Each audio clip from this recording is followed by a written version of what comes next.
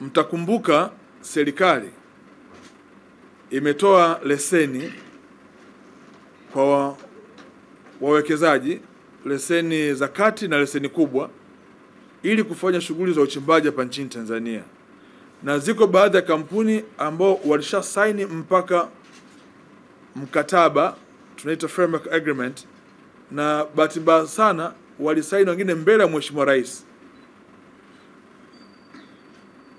Lakini kampuni nyingi zilizopewa leseni hazijaanza kufanya kazi na zinakiuka sheria kwa mujibu wa sheria inavyoelekeza ya masharti ya kwamba ukipewa leseni lazima uanze kazi katika muda wa miezi 18 tangu kutolewa kwa leseni hiyo.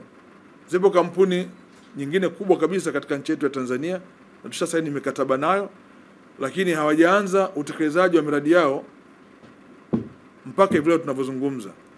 Hivyo Wizara ya Madini imetoa hati za makosa kwa wamiliki wa leseni 95 kuwapa siku 30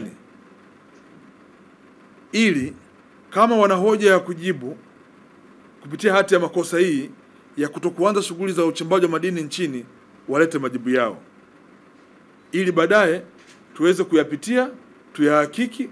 Kama wana hoja tutawaondolea katazo. Kama hawana hoja, nataka niwathibitishie ndugu waandishi wa habari, bila kujali nani aliyepewa leseni, tunakwenda kufuta leseni za watu wote ambao tuliwapa leseni za kati na kubwa na mpaka hivi leo hawajaanza kufanya kazi.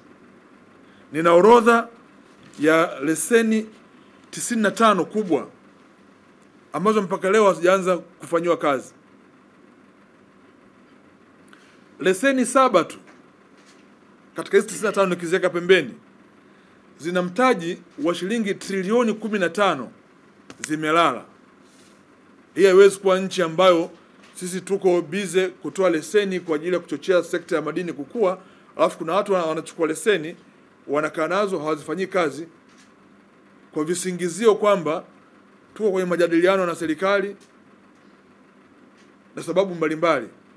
Leo nimewaita hapa kuambia msimamo thabiti wa serikali ya kwamba kwa wale wote waliopewa leseni za uchimbaji za kati na leseni kubwa, tumewaandikia hati ya makosa ndani ya siku 30 walete majibu yao kwa nini tusiwafutie leseni.